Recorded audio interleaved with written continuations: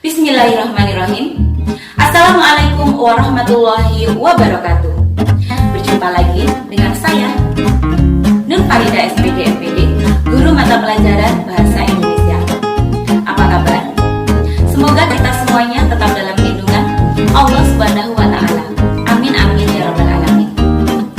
Hari ini kita akan belajar materi Ihtisar.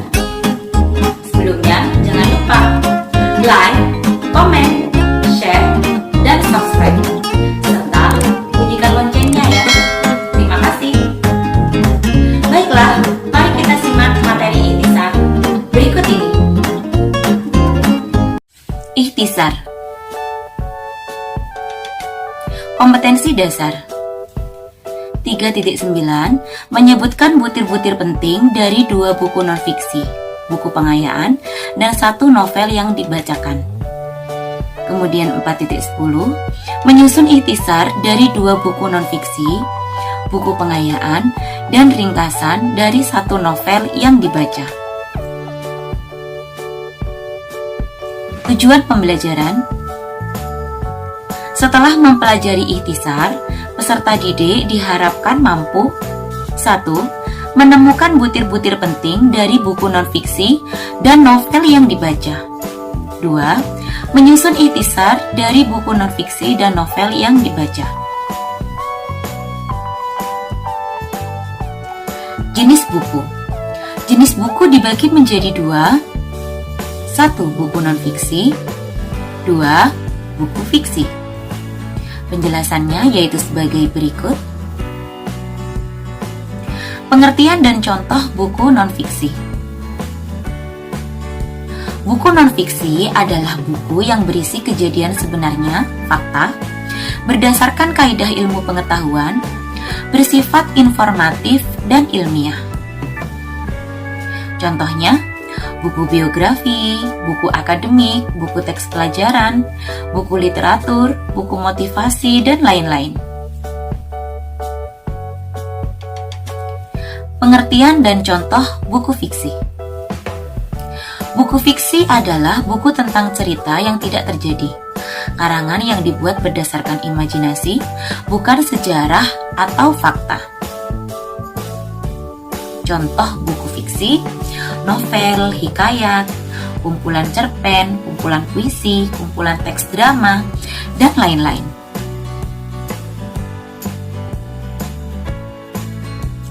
Menemukan butir-butir penting buku non-fiksi dan novel.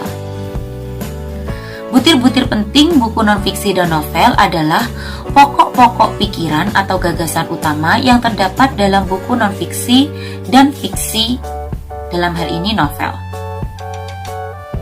Cara menemukan butir-butir penting buku non-fiksi dan fiksi novel adalah dengan membuat ringkasan. Nah, selanjutnya saya akan membahas pengertian ringkasan. Ringkasan adalah suatu penyajian singkat sebuah karangan atau tulisan dengan tetap memerhatikan urutan asli, baik isi maupun sudut pandang dari karangan atau tulisan yang diringkas tersebut. Ciri-ciri ringkasan: 1. Inti ringkasan tidak meninggalkan urutan dasar karangan. 2. Kerangka dasar masih tampak jelas. 3. Memangkas gagasan utama menjadi lebih ringkas. 4. Tujuannya untuk memangkas gagasan. Selanjutnya, langkah-langkah menyusun ringkasan. Cara mudah membuat ringkasan: 1.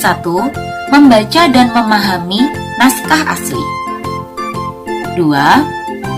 Penjelasannya yaitu: bacalah naskah asli yang akan diringkas agar memahami isi dari naskah asli yang akan diringkas.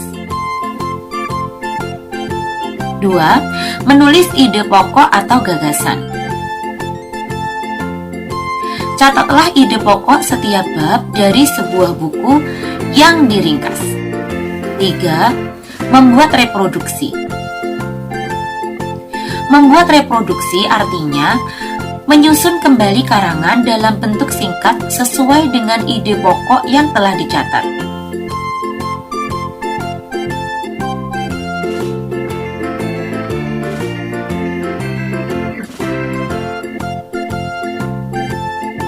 Empat, gunakan kalimat tunggal. Kalimat tunggal adalah kalimat yang hanya terdiri dari satu klausa. 5. Ringkas kalimat panjang. Jika gagasan yang terdapat dalam naskah terlalu panjang, Anda dapat mengubahnya menjadi gagasan sentral yang tidak terlalu panjang. Deskripsi, contoh, ilustrasi, tabel, grafik, dan lain-lain yang tidak terlalu penting dapat dihilangkan.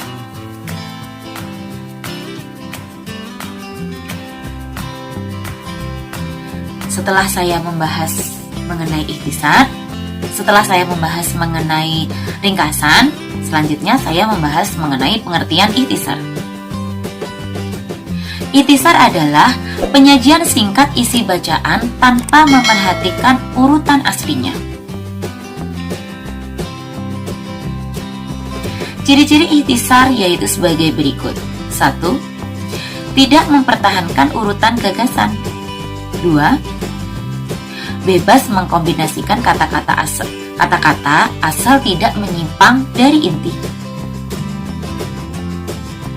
3. Tujuannya untuk mengambil inti dari bacaan dari buku yang kita buat ikhtisar tersebut. Langkah-langkah menyusun ikhtisar yaitu sebagai berikut. Sebuah ikhtisar yang baik disusun berdasarkan 7 langkah berikut ini. 1. Menetapkan tujuan membaca. 2. Membaca dengan cermat. 3. Mencatat gagasan yang penting dari sudut pandang penyusunan ikhtisar dengan kata-kata sendiri. Kemudian keempat, menyusun kerangka tulisan. Yang kelima, menulis ikhtisar. 6. Mengecek kembali tulisan asli untuk meyakinkan bentuk semua gagasan yang penting telah terjadi. 7. Mengoreksi kesalahan bahasa dan kesalahan cetak. Nah, supaya nanti mudah dalam uji kompetensi, saya buatkan contoh bagaimana cara membuat ringkasan. Nah, saya mengambil ringkasan buku berjudul Model Pembelajaran Portofolio. Dapat dilihat di slide contoh bukunya. Nah, langkah yang pertama kita menuliskan mengenai identitas buku terlebih dahulu. Identitas buku meliputi judul. Kita tulis atau kita ketik judulnya yaitu Model Pembelajaran Portofolio. Kemudian penulisnya dari buku tersebut terlihat penulisnya adalah Dr. Dasim Budimansah MSI. Jumlah halaman 16 halaman. Penerbitnya PT Genesindo. Tahun terbit 2007. Cetakan kedua. Nah, data-data yang berkaitan dengan identitas buku ini dapat dilihat di cover dan juga biasanya di halaman kedua ataupun halaman ketiga. Selanjutnya, setelah kita bahas atau kita tuliskan identitas buku, langkah selanjutnya adalah kita catat pokok-pokok isi informasi atau butir-butir penting dari buku yang kita buat ringkasan tersebut. Kalau buku tersebut terdiri dari beberapa bab, kita bisa menuliskannya setiap bab. Contohnya, saya buat contoh bab 1, bab 2 di sini. Misalnya bab 1 isinya tentang pendekatan belajar dalam sains bertumpu pada 4 pilar pendidikan. Inquiry, ilmiah, konstruktivisme, pendekatan sains, teknologi dan masyarakat, serta pemecahan masalah. Kemudian bab 2 Portofolio adalah kumpulan pekerjaan peserta didik dengan maksud tertentu dan terpadu yang diseleksi menurut paduan-paduan yang ditentukan, dan seterusnya. Buku ini terdiri dari 8 bab. Oleh karena itu, setiap babnya itu kita tulis pokok-pokok isi informasi. Selanjutnya, saya akan memberikan contoh ikhtisar. Langkah membuat ikhtisar yang pertama adalah kita buat kerangka ikhtisar terlebih dahulu dengan menuliskan pokok-pokok dari buku yang telah kita baca. Contohnya, dari buku Metode Pembelajaran Portofolio yang ada di soal pertama, kita buat kerangka ikhtisarnya. Yang pertama, gagasan pokok dalam buku tersebut adalah perlu perubahan pola pikir dalam melaksanakan kurikulum. Gagasan yang kedua, pembelajaran. Gagasan yang ketiga, 4 pilar pendidikan. Gagasan yang keempat, model pembelajaran berbasis portofolio. Dan gagasan yang kelima, inti dari isi buku model pembelajaran portofolio. Nah, dari gagasan-gagasan pokok ini kita kembangkan sehingga menjadi sebuah ikhtisar yang padu. Nah, pengembangan dari kelima gagasan pokok tersebut yaitu sebagai berikut. Untuk ini gagasan yang pertama ya, gagasan yang pertama menjadi sebuah paragraf seperti ini. Untuk meningkatkan mutu pendidikan diperlukan perubahan pola pikir yang digunakan sebagai landasan pelaksanaan kurikulum. Pada masa lalu, proses belajar mengajar terfokus pada guru dan kurang terfokus pada siswa. Akibatnya, kegiatan belajar mengajar lebih menekankan pada pengajaran daripada pembelajaran. Kemudian, gagasan pokok yang kedua, apabila kita kembangkan menjadi sebuah paragraf, kata pembelajaran dapat diartikan sebagai perubahan dalam kemampuan, sikap, atau perilaku siswa yang relatif permanen sebagai akibat dari pengalaman atau pelatihan. Tugas seorang guru adalah membuat agar proses pembelajaran pada siswa berlangsung secara efektif. Kemudian, gagasan pokok yang ketiga apabila dikembangkan menjadi paragraf seperti berikut ini. Selain fokus pada siswa, pola pikir pembelajaran perlu diubah dari sekedar memahami konsep dan prinsip keilmuan. Siswa juga harus memiliki kemampuan untuk berbuat sesuatu dengan menggunakan konsep dan prinsip keilmuan yang dikuasai. Hal ini sesuai dengan 4 pilar pendidikan yang meliputi pembelajaran untuk tahu, pembelajaran untuk berbuat, pembelajaran untuk membangun jati diri yang kokoh, dan pembelajaran untuk hidup bersama secara harmonis.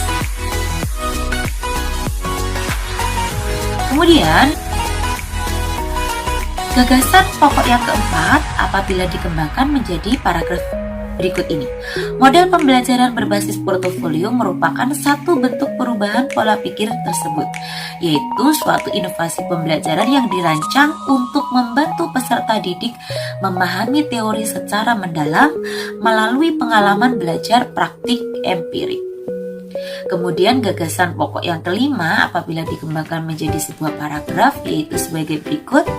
Dalam buku ini diuraikan secara praktis bagaimana model pembelajaran dan penilaian yang berbasis portofolio diterapkan pada mata pelajaran sosial budaya juga sains yang mempunyai implikasi sosial. Nah, dari kelima gagasan pokok tersebut apabila dikembangkan menjadi sebuah teks ikhtisar yang saling padu antara paragraf satu dengan paragraf yang lainnya.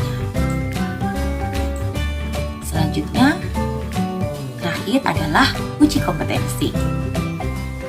Nah, untuk menguji kemampuan dari materi ikhtisar, sudah saya siapkan soal. Yang pertama, pilihlah satu buku non-fiksi atau mohon maaf, maksudnya ini adalah buku fiksi ya, novel. Kemudian buatlah ringkasannya seperti contoh. Jadi satu buku non-fiksi, kemudian yang kedua adalah buku fiksi. Boleh pilih salah satu, buku non-fiksi atau buku fiksi. Kemudian yang kedua, buatlah ikhtisar dari buku yang telah dipilih seperti contoh yang saya sampaikan tadi.